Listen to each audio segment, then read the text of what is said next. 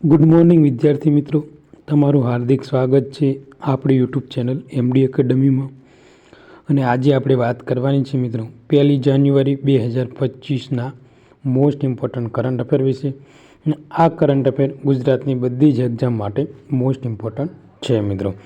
તો કરંટ અફેરની શરૂઆત કરીએ એ પહેલાં તમે આપણી ચેનલને સબસ્ક્રાઈબ ના કરી હોય તો સબસ્ક્રાઈબ કરી લો, બાજુમાં આપેલા બેલ આઇકન ઉપર ક્લિક કરી લો, જેથી કરીને કરંટ અફેરના બધા જ વિડીયોની અપડેટ તમારા સુધી પહોંચી શકે. વધુ સમય ના બગાડતા આપણે શરૂઆત કરીએ આજના કરંટ અફેરની. પહેલાં તો મિત્રો બધા જ મિત્રોને હેપી ન્યૂ યર. આવનારું વર્ષ તમારી લાઈફમાં સક્સેસ લઈને આવે. આજનો પહેલો ક્વેશ્ચન છે કે હાલમાં ભારતીય ગ્રાન્ડ માસ્ટર કોનેરુ હમ્પીએ કયા દેશની ઇરિન સુકંદરને મિત્રો હરાવી છે? તો મિત્રો આજે નેપાળની છે ઇરિન સુકંદરને હરાવીને જે આ કોનેરુ હમ્પી છે મિત્રો, તેમને મિત્રો જે ભારતીય ગ્રાન્ડ માસ્ટર છે ને મિત્રો એનો બીજો ખિતાબ જીતી લીધો છે. અને જે આ મહિલા છે મિત્રો એ 39 વર્ષની ઉંમર ધરાવે છે મિત્રો.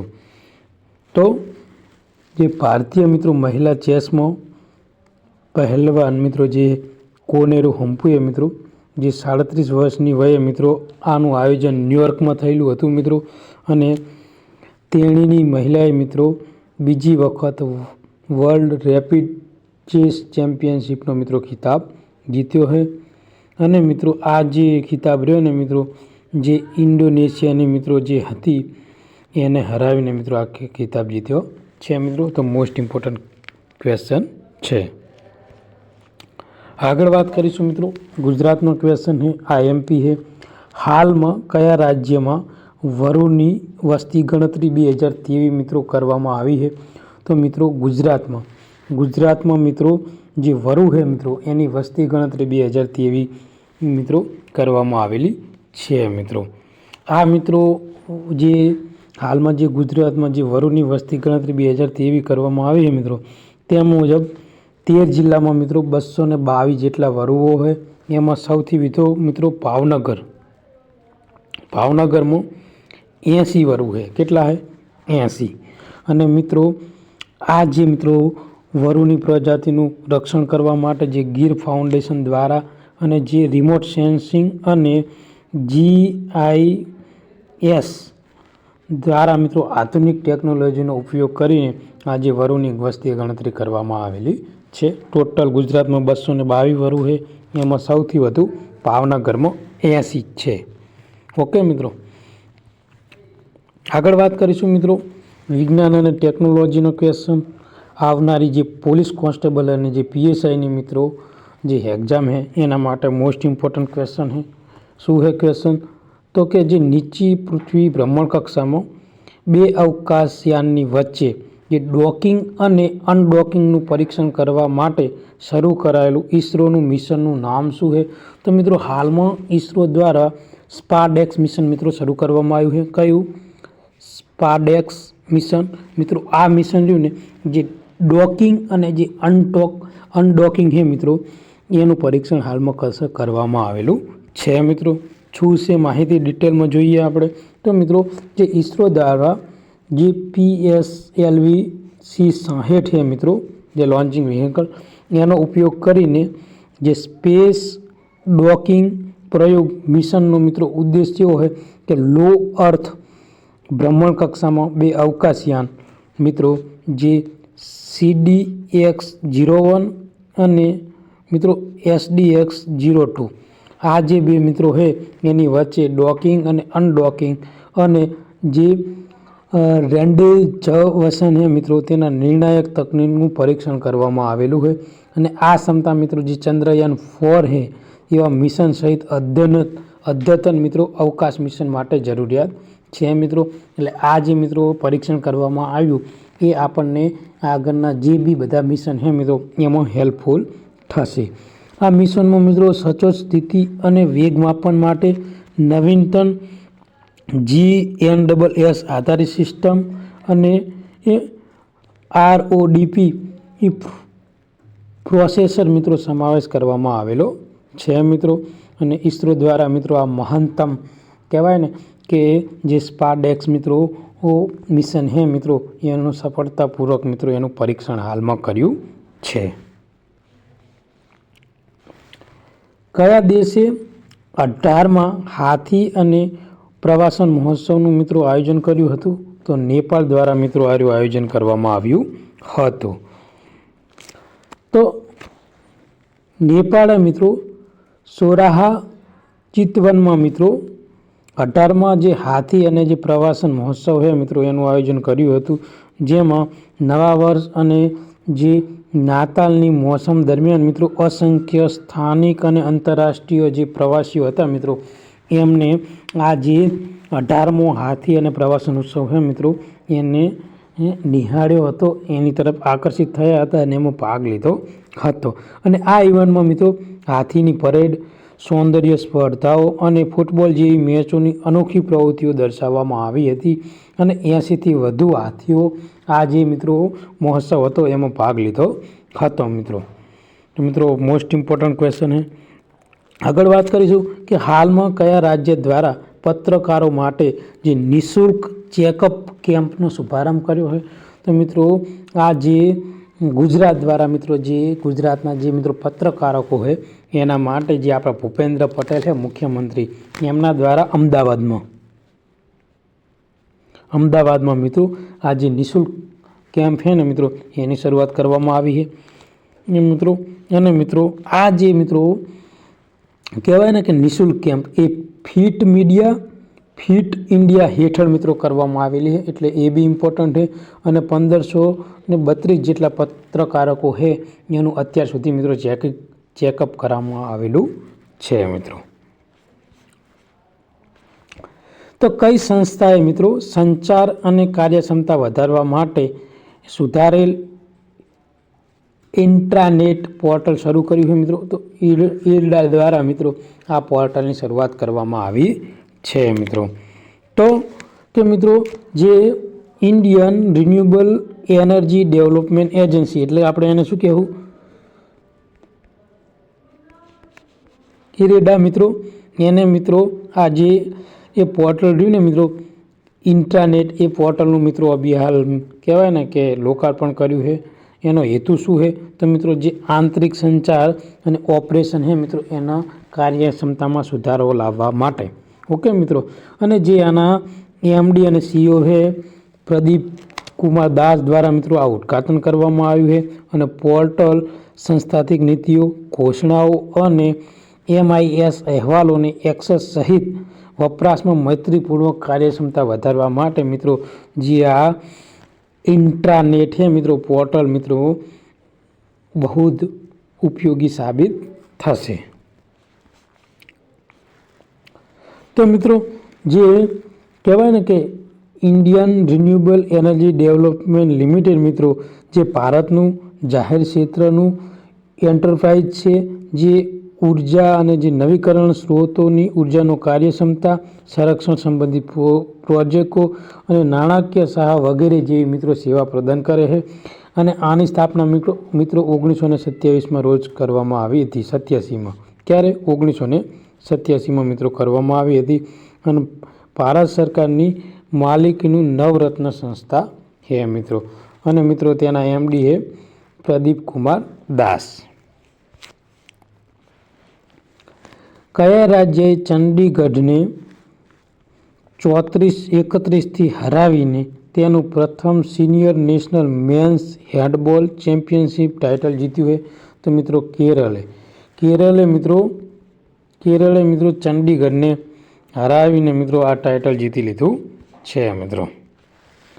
તો મિત્રો કેરળે જે ચાંગના શેરીમાં મિત્રો ચંડીગઢ સામે મિત્રો 34-31નો રોમાંચક વિજય મેળવી તેને પ્રથમ સિનિયર નેશનલ મેન્સ હેન્ડબોલ જે ચેમ્પિયનશિપ છે મિત્રો એનું ટાઇટલ હાલમાં જીત્યું છે મિત્રો.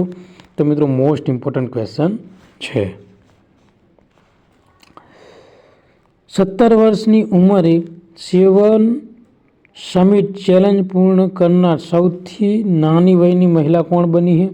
તો જે કામ્યા કાર્તિકેયન છે મિત્રો, તે મિત્રો 17 સૌથી નાની ઉંમરની 7 સમિટ ચેનલ પાર કરનાર મહિલા બની ગઈ છે મિત્રો.